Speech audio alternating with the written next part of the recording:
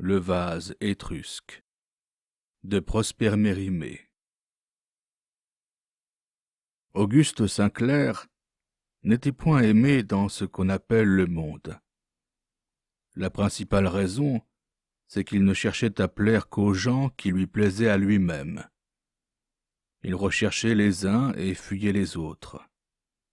D'ailleurs, il était distrait et indolent.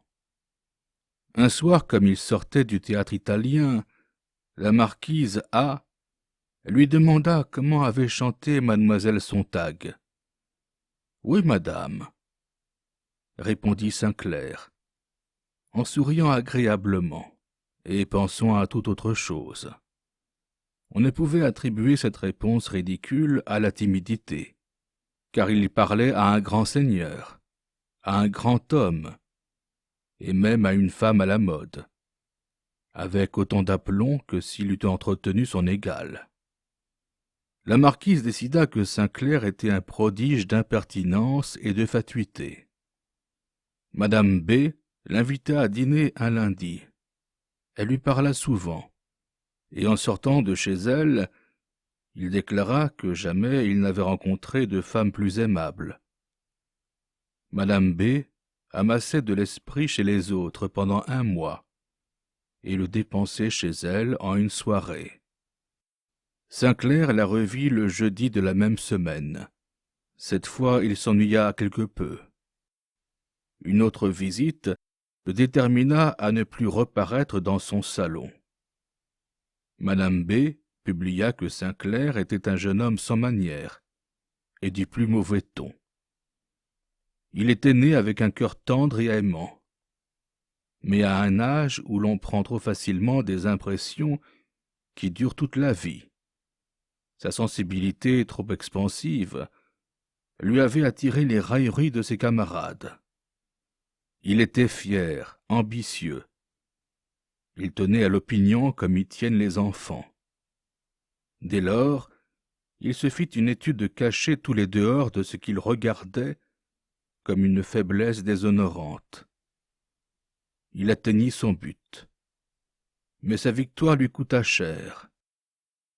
Il put céder aux autres les émotions de son âme trop tendre, mais en les renfermant en lui-même, il se les rendit 100 fois plus cruelles. Dans le monde, il obtint la triste réputation d'insensible et d'insouciant, et dans la solitude, son imagination inquiète lui créait des tourments d'autant plus affreux qu'il n'aurait voulu en confier le secret à personne. Il est vrai qu'il est difficile de trouver un ami. Difficile est-ce possible? Deux hommes ont-ils existé qui n'eussent pas de secret l'un pour l'autre? Sainclair ne croyait guère à l'amitié, et l'on s'en apercevait. On le trouvait froid et réservé avec les jeunes gens de la société. Jamais il ne les questionnait sur leurs secrets, mais toutes ses pensées et la plupart de ses actions étaient des mystères pour eux. Les Français aiment à parler d'eux-mêmes. Aussi Sainclair était-il, malgré lui, le dépositaire de bien des confidences. Ses amis, et ce mot désigne les personnes que nous voyons 2 fois par semaine, se plaignaient de sa méfiance à leur égard. En effet, celui qui, sans qu'on l'interroge, nous fait part de son secret, s'offense ordinairement de ne pas apprendre le nôtre. On s'imagine qu'il doit y avoir réciprocité dans l'indiscrétion.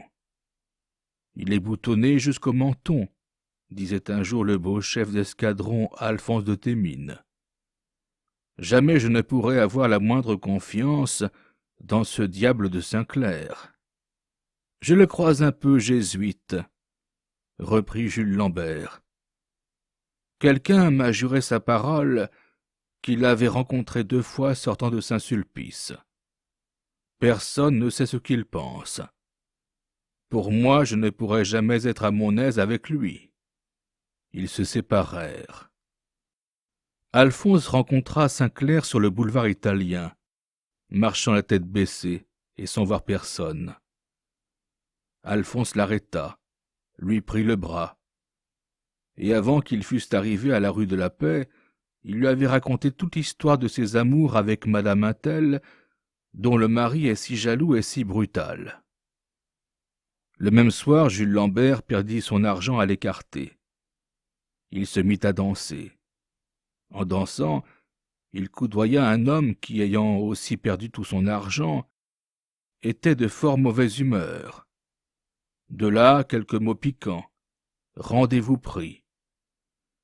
Jules pria Sainclair de lui servir de second, et par la même occasion, lui emprunta de l'argent, qu'il a toujours oublié de lui rendre. Après tout, Sainclair était un homme assez facile à vivre. Ses défauts ne nuisaient qu'à lui seul. Il était obligeant, souvent aimable, rarement ennuyeux. Il avait beaucoup voyagé, beaucoup lu, et ne parlait de ses voyages et de ses lectures que lorsqu'on l'exigeait. D'ailleurs, il était grand, bien fait. Sa physionomie était noble et spirituelle, presque toujours trop grave. Mais son sourire était plein de grâce. J'oubliais un point important. Sainclair était attentif auprès de toutes les femmes, et recherchait leur conversation plus que celle des hommes. Aimait-il? C'est ce qu'il était difficile de décider. Seulement, si cet être si froid ressentait de l'amour, on savait que la jolie comtesse Mathilde de Courcy devait être l'objet de sa préférence. C'était une jeune veuve chez laquelle on le voyait assidu. Pour conclure à leur intimité, on avait les présomptions suivantes. D'abord la politesse presque cérémonieuse de Sainclair pour la comtesse, et vice-versa, puis son affectation de ne jamais prononcer son nom dans le monde, ou s'il était obligé de parler d'elle, jamais le moindre éloge. Puis, avant que Sainclair lui fût présenté, il aimait passionnément la musique, et la comtesse avait autant de goût pour la peinture. Depuis qu'ils s'étaient vus, leur goût avait changé. Enfin, la comtesse ayant été aux eaux l'année passée, Sainclair était parti 6 jours après elle. Mon devoir d'historien m'oblige à déclarer qu'une nuit du mois de juillet, peu de moments avant le lever du soleil, la porte du parc d'une maison de campagne s'ouvrit, et qu'il en sortit un homme avec toutes les précautions d'un voleur qui craint d'être surpris. Cette maison de campagne appartenait à madame de Courcy, et cet homme était Sainclair. Une femme enveloppée dans une pelisse l'accompagna jusqu'à la porte, et passa la tête en dehors, pour le voir encore plus longtemps, tandis qu'il s'éloignait en descendant le sentier qui longeait le mur du parc.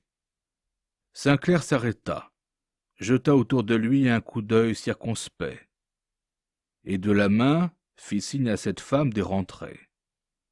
La clarté d'une nuit d'été lui permettait de distinguer sa figure pâle, toujours immobile à la même place. Il revint sur ses pas, s'approcha d'elle et la serra tendrement dans ses bras. Il voulait l'engager à rentrer, mais il avait encore 100 choses à lui dire. Leur conversation durait depuis 10 minutes, quand on entendit la voix d'un paysan qui sortait pour aller travailler au champ. Un baiser est pris et rendu, la porte est fermée, et Sainclair d'un saut est au bout du sentier. Il suivait un chemin qui lui semblait bien connu. Tantôt il sautait presque de joie, et courait en frappant les buissons de sa canne. Tantôt il s'arrêtait, ou marchait lentement, regardant le ciel qui se colorait de pourpre du côté de l'Orient. Bref, à le voir, on eût dit un fou enchanté d'avoir brisé sa cage. Après une demi-heure de marche, il était à la porte d'une petite maison isolée qu'il avait louée pour la saison. Il avait une clé. Il entra, puis il se jeta sur un grand canapé, et là, les yeux fixes, La bouche courbée par un doux sourire, il pensait. Il rêvait tout éveillé. Son imagination ne lui présentait alors que des pensées de bonheur. « Que je suis heureux !» se disait-il à chaque instant. « Enfin, je l'ai rencontré, ce cœur qui comprend le mien. Oui, c'est mon idéal que j'ai trouvé. J'ai tout à la fois un ami et une maîtresse. Quel caractère! Quelle âme passionnée! Non, elle n'a jamais aimé avant moi. » Bientôt, comme la vanité se glisse toujours dans les affaires de ce monde. « C'est la plus belle femme de Paris, » pensait-il, et son imagination lui retraçait à la fois tous ses charmes. « Elle m'a choisi entre tous. » Elle avait pour admirateur l'élite de la société, ce colonel de hussards si beau, si brave, et pas trop fat, ce jeune auteur qui fait de si jolies aquarelles et qui joue si bien les proverbes, ce Lovelace russe qui a vu le Balkan et qui a servi sous Diebitch, surtout Camille T, qui a de l'esprit certainement, de belles manières, un beau coup de sabre sur le front. Elle les a tous éconduits. Et moi... Alors venait son refrain. « Que je suis heureux! Que je suis heureux !» Et il se levait, ouvrait la fenêtre, car il ne pouvait respirer. Puis il se promenait, puis il se roulait sur son canapé. Un amant heureux est presque aussi ennuyeux qu'un amant malheureux. Un de mes amis, qui se trouvait souvent dans l'une ou l'autre de ces deux positions, n'avait trouvé d'autre moyen de se faire écouter que de me donner un excellent déjeuner, pendant lequel il avait la liberté de parler de ses amours. Le café pris, il fallait absolument changer de conversation. Comme je ne puis donner à déjeuner à tous mes lecteurs, je leur ferai grâce des pensées d'amour de Sainclair. D'ailleurs, on ne peut pas toujours rester dans la région des nuages. Sainclair était fatigué. Il bâilla, étendit les bras, vit qu'il était grand jour. Il fallait enfin penser à dormir. Lorsqu'il se réveilla, il vit à sa montre qu'il avait à peine le temps de s'habiller et de courir à Paris, où il était invité à un déjeuner-dîner avec plusieurs jeunes gens de sa connaissance. On venait de déboucher une autre bouteille de vin de champagne. Je laisse au lecteur à en déterminer le numéro. Qu'il lui suffise de savoir qu'on en était venu à ce moment, qui arrive assez vite dans un déjeuner de garçons, où tout le monde veut parler à la fois, où les bonnes têtes commencent à concevoir des inquiétudes pour les mauvaises. « Je voudrais, » dit Alphonse de Thémines, qui ne perdait jamais une occasion de parler de l'Angleterre. « Je voudrais que ce fût la mode à Paris, comme à Londres, de porter chacun un toast à sa maîtresse. De la sorte, nous serions au juste pour qui soupire notre ami Sainclair. » Et en parlant ainsi, il remplit son verre et ceux de ses voisins. Sainclair, un peu embarrassé, se préparait à répondre. Mais Jules Lambert le prévint. « J'approuve fort cet usage, dit-il, et je l'adopte. » Et levant son verre.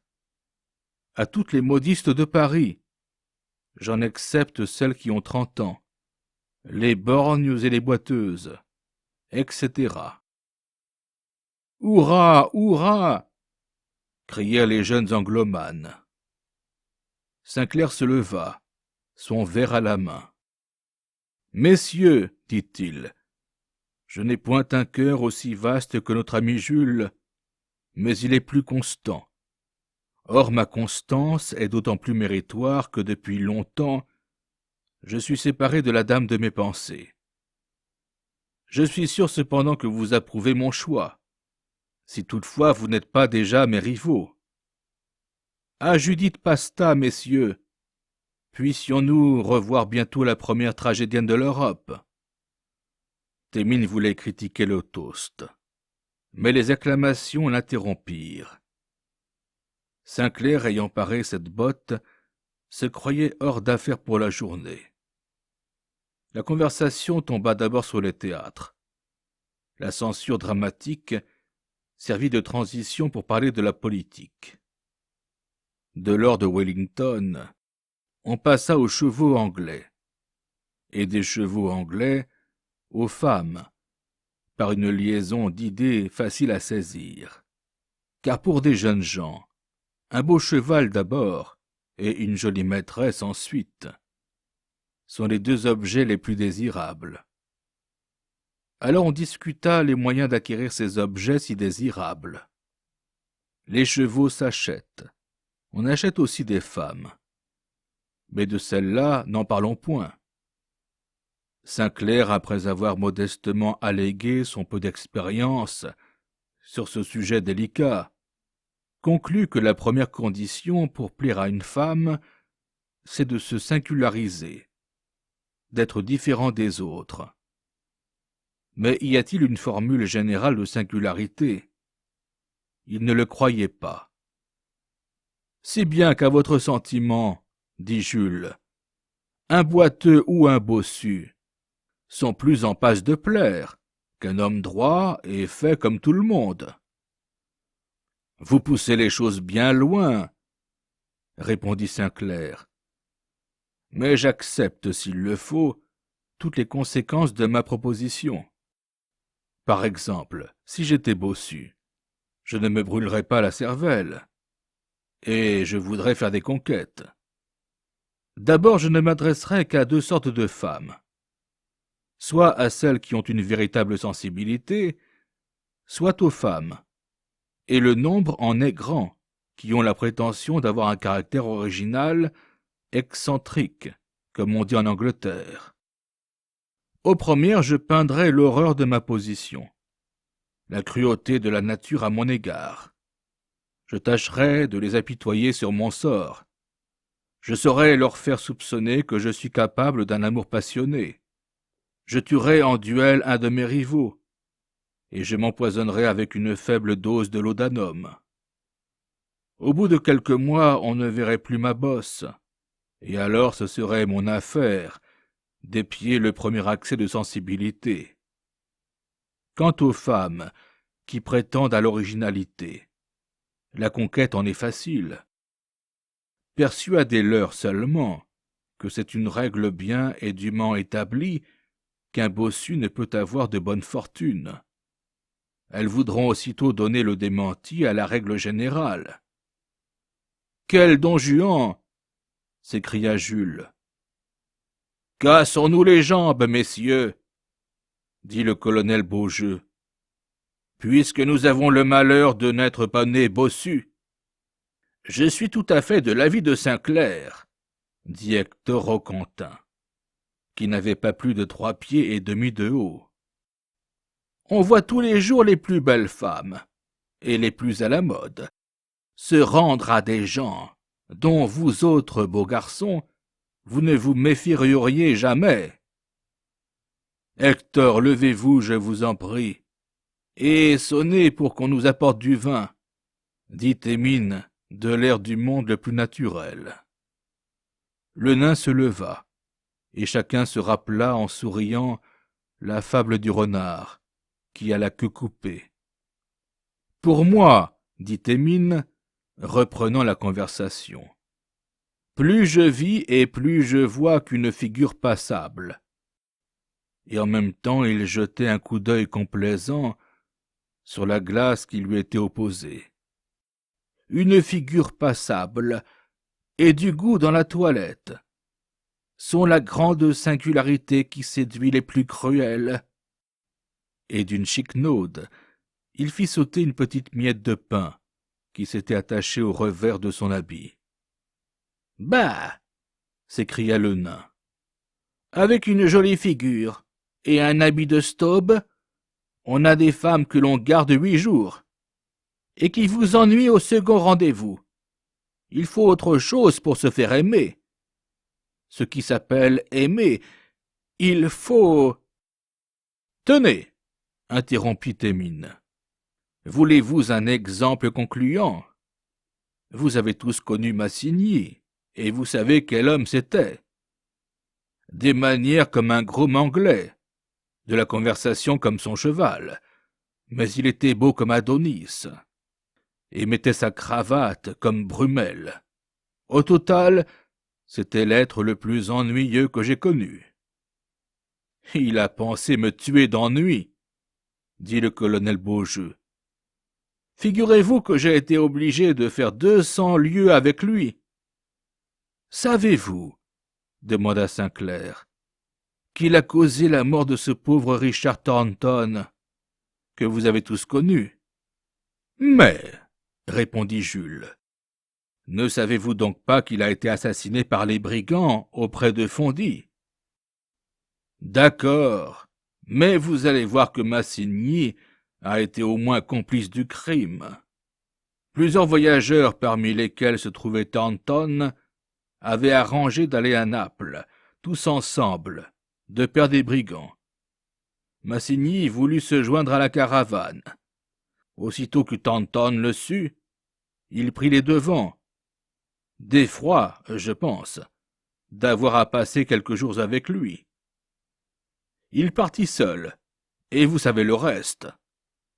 Thornton avait raison, dit Thémine, et de 2 morts, il choisit la plus douce. Chacun à sa place en eût fait autant. Puis après une pause. Vous m'accordez donc, reprit-il, que Massigny était l'homme le plus ennuyeux de la terre. Accordé, s'écria-t-on par acclamation. Vous m'accorderez présentement, poursuivit Thémine, que madame de Courcy est une femme d'esprit s'il en fut. Il y eut un moment de silence. Sainclair baissait la tête et s'imaginait que tous les yeux étaient fixés sur lui. Qui en doute, dit-il enfin, toujours penché sur son assiette et paraissant observer avec beaucoup de curiosité les fleurs peintes sur la porcelaine. Je maintiens, dit Jules, élevant la voix. Je maintiens que c'est une des 3 plus aimables femmes de Paris. J'ai connu son mari, dit le colonel. Il m'a souvent montré des lettres charmantes de sa femme. Auguste, interrompit Hector Roquentin. Présentez-moi donc à la comtesse. On dit que vous faites chez elle la pluie et le beau temps. À la fin de l'automne, murmura Sainclair. Quand elle sera de retour à Paris, je crois qu'elle ne reçoit pas à la campagne.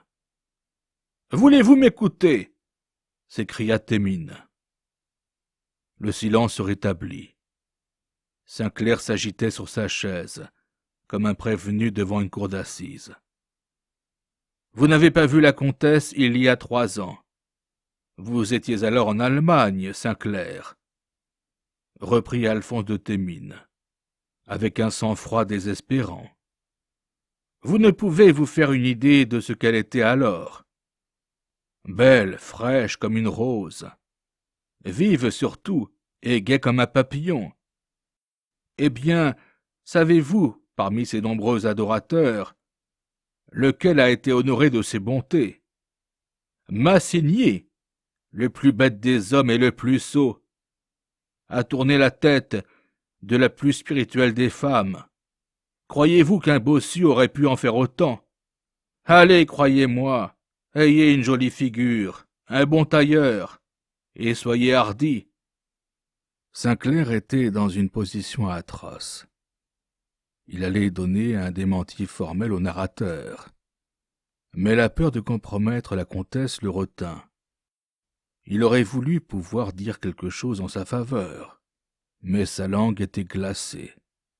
Ses lèvres tremblaient de fureur, et il cherchait en vain dans son esprit quelque moyen détourné d'engager une querelle. « Quoi ?» s'écria Jules, d'un air de surprise. « Madame de Courcy s'est donnée à Massigny ?» c'est une chose si peu importante que la réputation d'une femme, dit Sainclair d'un ton sec et méprisant. Il est bien permis de la mettre en pièces pour faire un peu d'esprit et... Comme il parlait, il se rappela avec horreur un certain vase étrusque qu'il avait vu 100 fois sur la cheminée de la comtesse à Paris. Il savait que c'était un présent de Massigny à son retour d'Italie. Et circonstance accablante, ce vase avait été apporté de Paris à la campagne. Et tous les soirs, en ôtant son bouquet, Mathilde le posait dans le vase étrusque. La parole expira sur ses lèvres. Il ne vit plus qu'une chose. Il ne pensa plus qu'à une chose. Le vase étrusque. La belle preuve, dira un critique. Soupçonner sa maîtresse pour si peu de choses. Avez-vous été amoureux, monsieur le critique? Thémines était en trop belle humeur pour s'offenser du ton que Sainclair avait pris en lui parlant. Il répondit d'un air de légèreté et de bonhomie. « Je ne fais que répéter ce que l'on a dit dans le monde. La chose passait pour certaine quand vous étiez en Allemagne. Au reste, je connais assez peu madame de Courcy. Il y a 18 mois que je ne suis allé chez elle. Il est possible qu'on se soit trompé et que Massigny m'ait fait un conte. Pour en revenir à ce qui nous occupe, quand l'exemple que je viens de citer serait faux, je n'en aurais pas moins raison. Vous savez tous que la femme de France, la plus spirituelle, celle dont les ouvrages... La porte s'ouvrit, et Théodore Neville entra. Il revenait d'Égypte. Théodore, sitôt de retour, il fut accablé de questions. « As-tu rapporté un véritable costume turc ?» demanda Thémines. « As-tu un cheval arabe et un groom égyptien ?»« Quel homme est le pacha ?» dit Jules. « Quand se rend-il indépendant ? As-tu vu couper une tête d'un seul coup de sabre ?»« Et les Almées ?» dit Roquentin. « Les femmes sont-elles belles au Caire ? Et les pyramides, et les cataractes du Nil, et la statue de même nom, Ibrahim Pacha, etc., etc. » Tous parlaient à la fois. Sainclair ne pensait qu'au vase étrusque. Théodore s'étant assis les jambes croisées, car il avait pris cette habitude en Égypte, et n'avait pu la perdre en France, attendit que les questionneurs se fussent lassés, et parla comme il suit, assez vite, pour n'être pas facilement interrompu. Les pyramides, c'est bien moins haut qu'on ne croit. Le Münster, à Strasbourg, n'a que 4 mètres de moins. Les antiquités me sortent par les yeux. Ne m'en parlez pas. La seule vue d'un hiéroglyphe me ferait évanouir. Il y a tant de voyageurs qui s'occupent de ces choses-là. Moi, mon but a été d'étudier la physionomie et les mœurs de toute cette population bizarre qui se presse dans les rues d'Alexandrie et du Caire, comme des Turcs, des Bédouins, des Coptes, des Fellahs, des Maghrébins. J'ai rédigé quelques notes à la hâte pendant que j'étais au lazaret. Quelle infamie que ce lazaret! J'espère que vous ne croyez pas à la contagion, vous autres. Moi, j'ai fumé tranquillement ma pipe au milieu de 300 pestiférés. Ah, colonel, vous verriez là une belle cavalerie, bien montée. Je vous montrerai des armes superbes que j'ai rapportées. J'ai un djéride qui a appartenu au fameux Mourad Bey. Colonel, j'ai un yatagan pour vous et un kandjar pour Auguste. Vous verrez mon Metchla, mon Burnou, mon Haïk. Savez-vous qu'il n'aurait tenu qu'à moi de rapporter des femmes? Ibrahim Pacha en a tant envoyé de Grèce qu'elles sont pour rien. Mais à cause de ma mère, J'ai beaucoup causé avec le pacha. C'est un homme d'esprit, parbleu, sans préjugés. Vous ne sauriez croire comme il entend bien nos affaires. D'honneur, il est informé des plus petits mystères de notre cabinet. J'ai puisé dans sa conversation des renseignements bien précieux sur l'état des partis en France. Il s'occupe beaucoup de statistiques en ce moment. Il est abonné à tous nos journaux. Savez-vous qu'il est bonapartiste enragé? Il ne parle que de Napoléon. Ah, quel grand homme que Bonabardo, me disait-il. Bonabardo, c'est ainsi qu'ils appellent Bonaparte. Giordina, c'est-à-dire Jourdain, murmura tout bas Thémine. D'abord, continua Théodore, Mohamed Ali était fort réservé avec moi. Vous savez que tous les Turcs sont très méfiants. Il me prenait pour un espion, le diable m'emporte, ou pour un jésuite. Il a les jésuites en horreur. Mais au bout de quelques visites, il a reconnu que j'étais un voyageur sans préjugés, curieux de m'instruire à fond des coutumes, des mœurs et de la politique de l'Orient. Alors il s'est déboutonné et m'a parlé à cœur ouvert. À ma dernière audience, c'était la 3e qu'il m'accordait. Je pris la liberté de lui dire « Je ne conçois pas pourquoi ton Altesse ne se rend pas indépendante de la porte. »« Mon Dieu, me dit-il, je le voudrais bien, mais je crains que les journaux libéraux, qui gouvernent tout dans ton pays, ne me soutiennent pas quand une fois j'aurai proclamé l'indépendance de l'Égypte. C'est un beau vieillard, belle barbe blanche, ne riant jamais. Il m'a donné des confitures excellentes. Mais de tout ce que je lui ai donné, ce qui lui a fait le plus de plaisir, c'est la collection des costumes de la garde impériale par Charlet. « Le pacha est-il romantique ?» demanda Thémine. « Il s'occupe peu de littérature, mais vous n'ignorez pas que la littérature arabe est toute romantique. Ils ont un poète nommé Melek Ayatal Nefous Ebn Esraf, qui a publié dernièrement des méditations, auprès desquelles celle de Lamartine paraîtrait de la prose classique. À mon arrivée au Caire, j'ai pris un maître d'arabe, avec lequel je me suis mis à lire le Coran. Bien que je n'ai pris que peu de leçons, j'en ai assez vu pour comprendre les sublimes beautés du style du prophète. Et combien sont mauvaises toutes nos traductions. Tenez, voulez-vous voir de l'écriture arabe? Ce mot en lettres d'or, c'est Allah, c'est-à-dire Dieu. En parlant ainsi, il montrait une lettre fort sale, qu'il avait tirée d'une bourse de soie parfumée. « Combien de temps es-tu resté en Égypte » demanda Thémine. « 6 semaines. » Et le voyageur continua de tout décrire, depuis le cèdre jusqu'à l'hysope. Sainclair sortit presque aussitôt après son arrivée et reprit le chemin de sa maison de campagne. Le galop impétueux de son cheval l'empêchait de suivre nettement ses idées.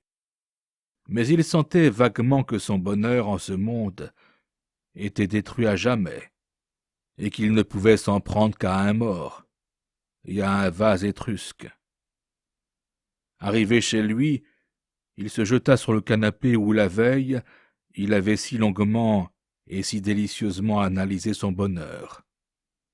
L'idée qu'il avait caressée le plus amoureusement, c'était que sa maîtresse n'était pas une femme comme une autre, qu'elle n'avait aimé et ne pourrait jamais aimer que lui. Maintenant, ce beau rêve disparaissait dans la triste et cruelle réalité. Je possède une belle femme et voilà tout. Elle a de l'esprit. Elle en est plus coupable. Elle a pu aimer Massigny. Il est vrai qu'elle m'aime maintenant, de toute son âme, comme elle peut aimer. Être aimée comme Massigny l'a été. Elle s'est rendue à mes soins, à mes cajoleries, à mes importunités. Mais je me suis trompé. Il n'y avait pas de sympathie entre nos deux cœurs. Massini ou moi, celui est tout un. Il est beau, elle l'aime pour sa beauté. J'amuse quelquefois madame. Eh bien, aimons Sainclair, s'est-elle dit, puisque l'autre est mort. Et si Sainclair meurt ou m'ennuie, nous verrons. Je crois fermement que le diable est aux écoutes, invisible auprès d'un malheureux qui se torture ainsi lui-même. Le spectacle est amusant pour l'ennemi des hommes. Et quand la victime sent ses blessures se fermer, le diable est là pour les rouvrir. Sainclair crut entendre une voix qui murmurait à ses oreilles. L'honneur singulier d'être le successeur. Il se leva sur son séant et jeta un coup d'œil farouche autour de lui. Qu'il eût été heureux de trouver quelqu'un dans sa chambre. Sans doute il l'eût déchiré. La pendule sonna 8 heures. À 8h30, la comtesse l'attend. S'il manquait au rendez-vous... Au fait, pourquoi revoir la maîtresse de Massigny? Il se recoucha sur son canapé et ferma les yeux. « Je veux dormir, » dit-il. Il resta immobile une demi-minute, puis sauta en pied et courut à la pendule pour voir le progrès du temps. « Que je voudrais qu'il fût 8h30, pensa-t-il. Alors il serait trop tard pour me mettre en route. Dans son cœur, il ne se sentait pas le courage de rester chez lui. Il voulait avoir un prétexte. Il aurait voulu être bien malade. Il se promena dans la chambre, puis s'assit, prit un livre, et ne put lire une syllabe. Il se plaça devant son piano, et n'eut pas la force de l'ouvrir. Il siffla, il regarda les nuages, et voulut compter les peupliers devant ses fenêtres. Enfin il retourna consulter la pendule, et vit qu'il n'avait pas pu parvenir à passer 3 minutes. « Je ne puis m'empêcher de l'aimer !» s'écria-t-il en grinçant des dents et frappant du pied. « Elle me domine, et je suis son esclave, comme Massigny l'a été avant moi.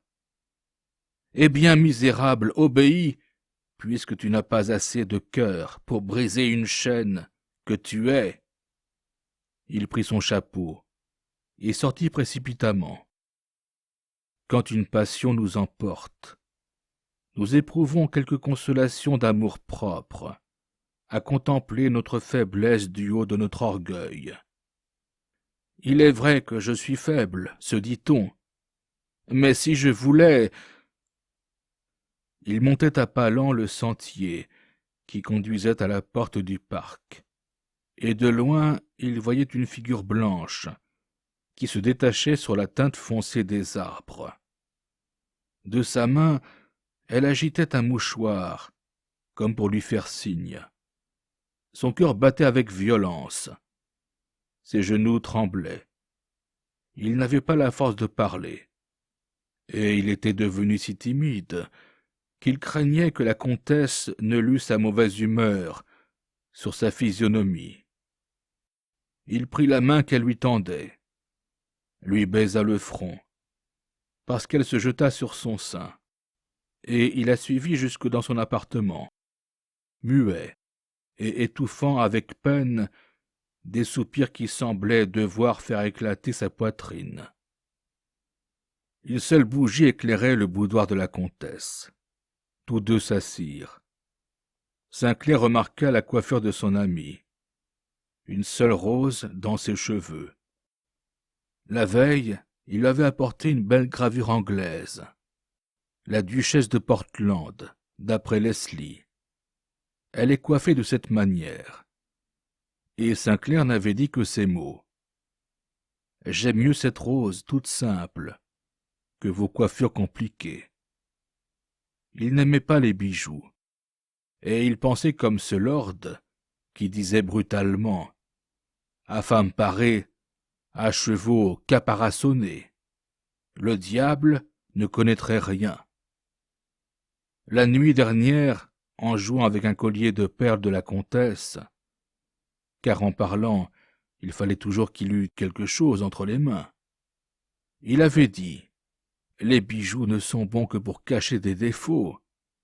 Vous êtes trop jolie, Mathilde, pour en porter. » Ce soir, la comtesse, qui retenait jusqu'à ses paroles les plus indifférentes, avait ôté bagues, colliers, boucles d'oreilles et bracelets.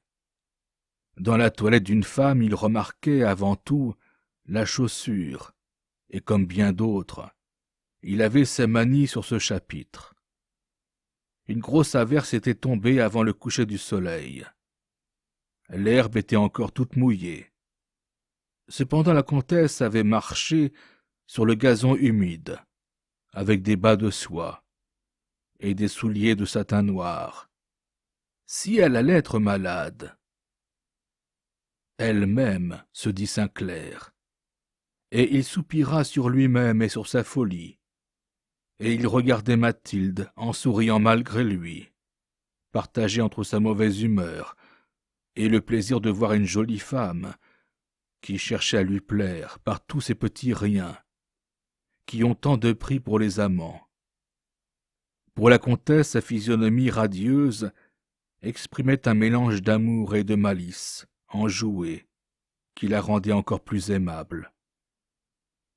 Elle prit quelque chose dans un coffre en laque du Japon, et présentant sa petite main fermée et cachant l'objet qu'elle tenait. « L'autre soir, dit-elle, j'ai cassé votre montre. La voici raccommodée. » Elle lui remit la montre, et le regardait d'un air à la fois tendre et espiègle, en se mordant la lèvre inférieure, comme pour s'empêcher de rire. Vive Dieu, que ses dents étaient belles, comme elles brillaient blanches sur le rose ardent de ses lèvres. Un homme a l'air bien sot quand il reçoit froidement les cajoleries d'une jolie femme. Sainclair la remercia, prit la montre et allait la mettre dans sa poche. « Regardez donc, continua-t-elle, ouvrez-la, et voyez si elle est bien raccommodée. Vous qui êtes si savant, vous qui avez été à l'école polytechnique, vous devez voir cela. »« Oh, je m'y connais fort peu, » dit Sainclair, et il ouvrit la boîte de la montre d'un air distrait. Quelle fut sa surprise!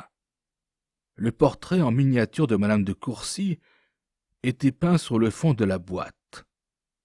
Le moyen de bouder encore?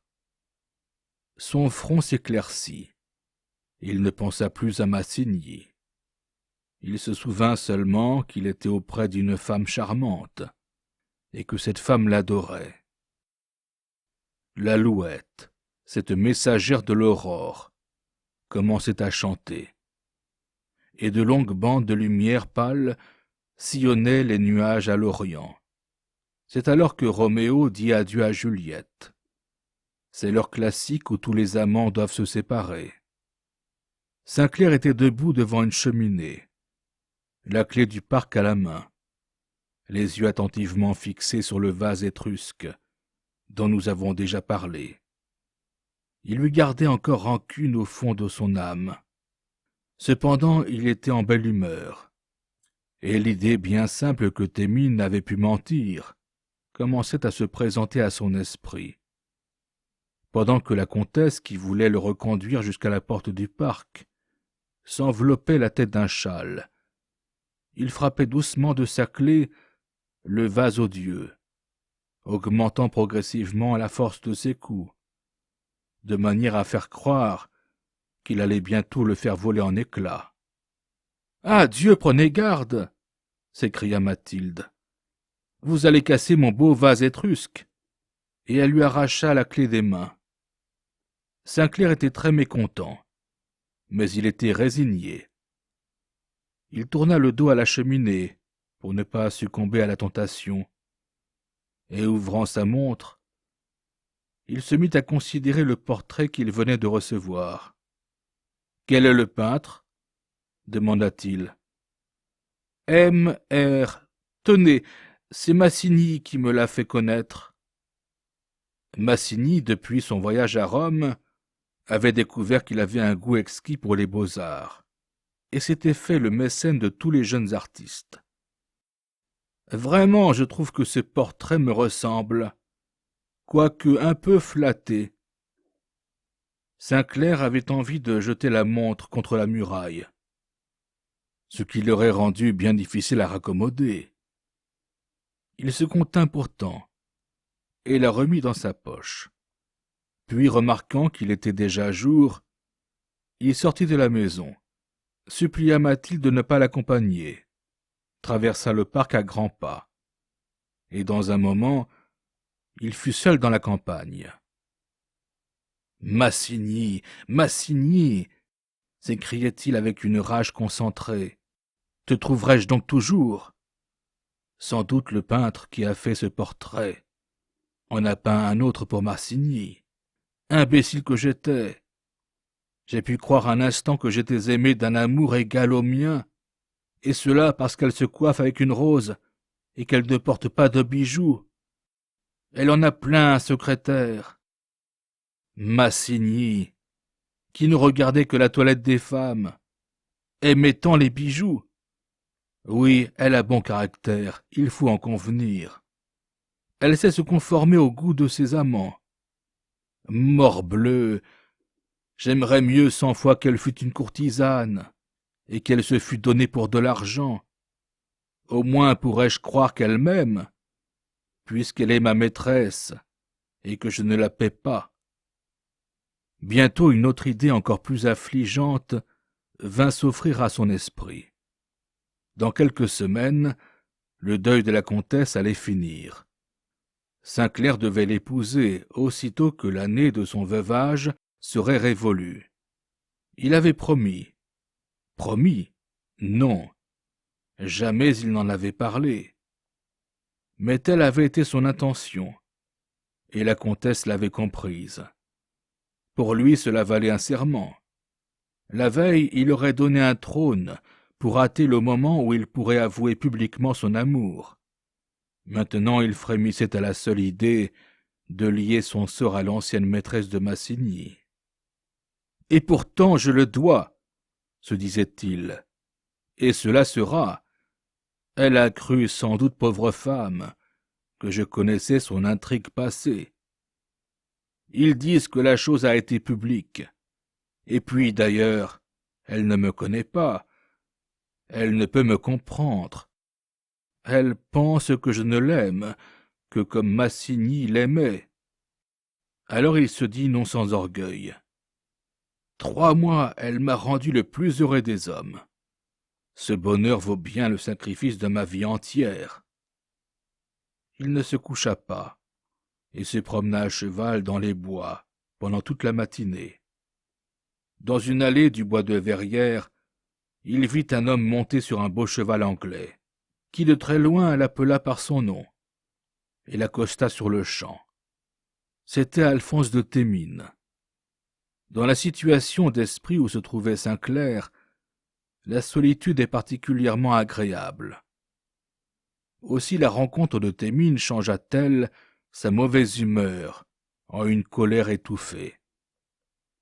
Thémines ne s'en apercevait pas, ou bien se faisait un malin plaisir de le contrarier. Il parlait, il riait, il plaisantait sans s'apercevoir qu'on ne lui répondait pas. Sainclair, voyant une allée étroite, y fit entrer son cheval aussitôt, espérant que le fâcheux ne l'y suivrait pas.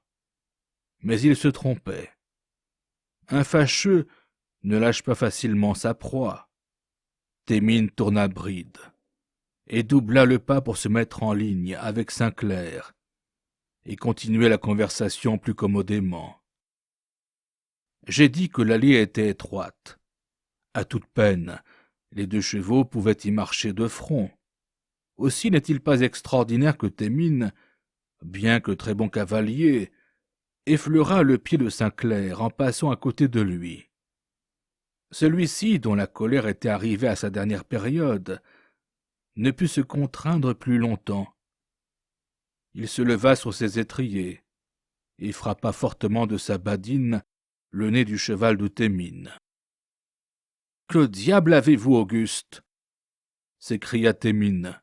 « Pourquoi battez-vous mon cheval ?»« Pourquoi me suivez-vous » répondit Sainclair d'une voix terrible. « Perdez-vous le sens, Sainclair? Oubliez-vous que vous me parlez? Je sais bien que je parle à un fat. Sainclair, vous êtes fou, je pense. Écoutez, demain vous me ferez des excuses, ou bien vous me rendrez raison de votre impertinence. À demain donc, monsieur. » Thémines arrêta son cheval. Sainclair poussa le sien. Bientôt il disparut dans le bois. Dans ce moment, il se sentit plus calme. Il avait la faiblesse de croire au pressentiment. Il pensait qu'il serait tué le lendemain. Et alors c'était un dénouement tout trouvé à sa position. Encore un jour à passer. Demain, plus d'inquiétude, plus de tourments. Il rentra chez lui, envoya son domestique avec un billet au colonel Beaujeu, écrivit quelques lettres, puis il dîna de bon appétit, et fut exact à se trouver à 8h30, à la petite porte du parc. « Qu'avez-vous donc aujourd'hui, Auguste » dit la comtesse. « Vous êtes d'une gaieté étrange, et pourtant vous ne pouvez me faire rire avec toutes vos plaisanteries. Hier, vous étiez tant soit peu maussade, et moi j'étais si gai. Aujourd'hui, nous avons changé de rôle. Moi, j'ai un mal de tête affreux. Bel ami, je l'avoue. Oui, j'étais bien ennuyeux hier. Mais aujourd'hui, je me suis promené. J'ai fait de l'exercice. Je me porte à ravir. Pour moi, je me suis levé tard. J'ai dormi longtemps ce matin, et j'ai fait des rêves fatigants. Ah, des rêves. Croyez-vous aux rêves? Quelle folie! Moi, j'y crois. Je parie que vous avez fait un rêve qui annonce quelque événement tragique. Mon Dieu, jamais je ne me souviens de mes rêves. Pourtant, je me rappelle, dans mon rêve, j'ai vu Massigny. Ainsi, vous voyez que ce n'était rien de bien amusant. Massigny, j'aurais cru au contraire que vous auriez beaucoup de plaisir à le revoir. Pauvre Massigny! Pauvre Massigny! Auguste, dites-moi, je vous en prie, ce que vous avez ce soir. Il y a dans votre sourire quelque chose de diabolique. Vous avez l'air de vous moquer de vous-même. Ah, voilà que vous me traitez aussi mal que me traitent les vieilles douairières, vos amis. Oui, Auguste, vous avez aujourd'hui la figure que vous avez avec les gens que vous n'aimez pas. Méchante! Allons, donnez-moi votre main. Il lui baisa la main avec une galanterie ironique. Et ils se regardèrent fixement pendant 1 minute. Sainclair baissa les yeux le premier et s'écria: « Qu'il est difficile de vivre en ce monde sans passer pour méchant. Il faudrait ne jamais parler d'autre chose que du temps ou de la chasse. Ou bien discuter avec vos vieilles amies le budget de leur comité de bienfaisance. » Il prit un papier sur une table. « Tenez, voici le mémoire de votre blanchisseuse de fin. Causons là-dessus, mon ange. Comme cela, vous ne direz pas que je suis méchant. En vérité, Auguste, vous m'étonnez. » Cette orthographe me fait penser à une lettre que j'ai trouvée ce matin. Il faut vous dire que j'ai rangé mes papiers, car j'ai de l'ordre de temps en temps. Or donc j'ai retrouvé une lettre d'amour que m'écrivait une couturière, dont j'étais amoureux quand j'avais 16 ans. Elle a une manière à elle d'écrire chaque mot, est toujours la plus compliquée. Son style est digne de son orthographe. Eh bien, comme j'étais alors tant soit peu fat, je trouvais indigne de moi d'avoir une maîtresse qui n'écrivit pas comme Sévigné. Je la quittai brusquement. Aujourd'hui, en relisant cette lettre, j'ai reconnu que cette couturière devait avoir un amour véritable pour moi. Bon, une femme que vous entreteniez? Très magnifiquement, à 50 francs par mois. Mais mon tuteur ne me faisait pas une pension trop forte, car il disait qu'un jeune homme qui a de l'argent se perd et perd les autres. Et cette femme, qu'est-elle devenue? Que sais-je? Probablement elle est morte à l'hôpital. Auguste, si cela était vrai, vous n'auriez pas cet air insouciant. S'il faut dire la vérité, elle s'est mariée à un honnête homme. Et quand on m'a émancipé, je lui ai donné une petite dot. Que vous êtes bon! Mais pourquoi voulez-vous paraître méchant? Oh, je suis très bon. Plus j'y songe, plus je me persuade que cette femme aimait réellement. Mais alors je ne savais pas distinguer un sentiment vrai sous une forme ridicule. Vous auriez dû m'apporter votre lettre. Je n'aurais pas été jalouse. Nous autres femmes, nous avons plus de tact que vous, et nous voyons tout de suite au style d'une lettre, si l'auteur est de bonne foi, ou s'il feint une passion qu'il n'éprouve pas. Et cependant, combien de fois vous laissez-vous attraper par des sots ou des fats? En parlant, il regardait le vase étrusque. Et il y avait dans ses yeux et dans sa voix une expression sinistre que Mathilde ne remarqua point. Allons donc, vous autres hommes, vous voulez tous passer pour des Don Juan. Vous vous imaginez que vous faites des dupes, tandis que souvent vous ne trouvez que des Doña Juana, encore plus rouées que vous. Je conçois qu'avec votre esprit supérieur, mesdames, vous sentez un sot d'une lieue. Aussi je ne doute pas que votre ami Massigny, qui était sot et fat, ne soit mort vierge et martyr. Massigny, mais il n'était pas trop sot, et puis il y a des femmes sottes. Il faut que je vous conte une histoire sur Massigny. Mais ne vous l'ai-je pas déjà contée, dites-moi? Jamais, répondit Sainclair, d'une voix tremblante. Massigny, à son retour d'Italie, devint amoureux de moi. Mon mari le connaissait. Il me le présenta comme un homme d'esprit et de goût. Ils étaient faits l'un pour l'autre. Massigny fut d'abord très assidu. Il me donnait comme de lui des aquarelles qu'il achetait chez Schrott, et me parlait musique et peinture avec un ton de supériorité tout à fait divertissant. Un jour il m'envoya une lettre incroyable. Il me disait, entre autres choses, que j'étais la plus honnête femme de Paris. C'est pourquoi il voulait être mon amant. Je montrai la lettre à ma cousine Julie. Nous étions deux folles alors. Et nous résolûmes de lui jouer un tour. Un soir, nous avions quelques visites, entre autres Massigny. Ma cousine me dit « Je vais vous lire une déclaration d'amour que j'ai reçue ce matin. » Elle prend la lettre et la lit au milieu des éclats de rire. Le pauvre Massigny. Sainclair tomba à genoux en poussant un cri de joie. Il saisit la main de la comtesse et la couvrit de baisers et de larmes.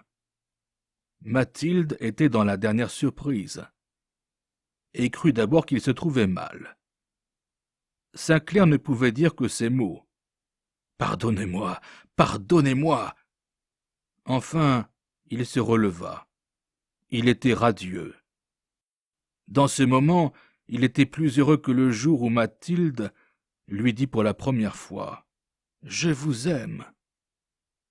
« Je suis le plus fou et le plus coupable des hommes !» s'écria-t-il. « Depuis 2 jours je te soupçonnais, et je n'ai pas cherché une explication avec toi. Tu me soupçonnais? Et de quoi? Oh, je suis un misérable. On m'a dit que tu avais aimé Massigny et... Massigny? Et elle se mit à rire. Puis, reprenant aussitôt son sérieux. Auguste, dit-elle, pouvez-vous être assez fou pour avoir de pareils soupçons, et assez hypocrite pour me les cacher? Une larme roulait dans ses yeux. Je t'en supplie, pardonne-moi. Comment ne te pardonnerais-je pas, cher ami? Mais d'abord laisse-moi te jurer. Oh, je te crois, ne me dis rien. Mais au nom du ciel, quel motif a pu te faire soupçonner une chose aussi improbable? Rien, rien au monde que ma mauvaise tête. Et vois-tu ce vase étrusque? Je savais qu'il t'avait été donné par Massigny. La comtesse joignit les mains d'un air d'étonnement. Puis elle s'écria, en riant aux éclats. Mon vase étrusque! Mon vase étrusque! Sainclair ne put s'empêcher de rire lui-même, et cependant de grosses larmes coulaient le long de ses joues. Il saisit Mathilde dans ses bras, et lui dit « Je ne te lâche pas que tu ne m'aies pardonné. »« Oui, je te pardonne, fou que tu es, » dit-elle en l'embrassant tendrement. « Tu me rends bien heureuse aujourd'hui. Voici la première fois que je te vois pleurer, et je croyais que tu ne pleurais pas. » Puis, se dégageant de ses bras, elle saisit le vase étrusque et le brisa en 1000 pièces sur le plancher. C'était une pièce rare et inédite. On y voyait peint avec 3 couleurs le combat d'un lapith contre un centaure. Sainclair fut pendant quelques heures le plus honteux et le plus heureux des hommes. « Eh bien, dit Roquentin au colonel Beaujeu, qu'il rencontra le soir chez Tortoni. La nouvelle est-elle vraie? Trop vraie, mon cher, répondit le colonel d'un air triste. Contez-moi donc comment cela s'est passé. Oh, fort bien. Sainclair a commencé par me dire qu'il avait tort, mais qu'il voulait essuyer le feu de Thémines avant de lui faire des excuses. Je ne pouvais que l'approuver. Thémines voulait que le sort décidât lequel tirerait le premier. Sainclair a exigé que ce fût Thémines. Thémines a tiré. J'ai vu Sainclair tourner une fois sur lui-même, et il est tombé raide mort. J'ai déjà remarqué dans bien des soldats frappés de coups de feu ce tournoiement étrange qui précède la mort. C'est fort extraordinaire, dit Roquentin. Et Thémines, qu'a-t-il fait? Oh, ce qu'il faut faire en pareille occasion. Il a jeté son pistolet à terre d'un air de regret. Il l'a jeté si fort qu'il en a cassé le chien. C'était un pistolet anglais de Manton. Je ne sais s'il pourra trouver à Paris un arquebusier qui soit capable de lui en refaire un. La comtesse fut 3 ans entiers sans voir personne.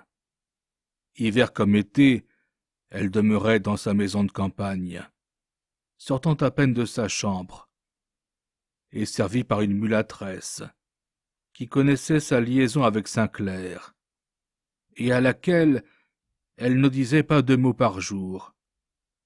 Au bout de 3 ans, sa cousine Julie revint d'un long voyage. Elle força la porte et trouva la pauvre Mathilde, si maigre et si pâle, qu'elle crut voir le cadavre de cette femme qu'elle avait laissée belle et pleine de vie.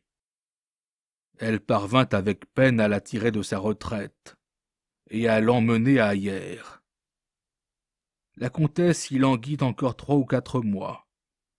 Puis elle mourut d'une maladie de poitrine, causée par des chagrins domestiques, comme dit le docteur M, qui lui donna des soins.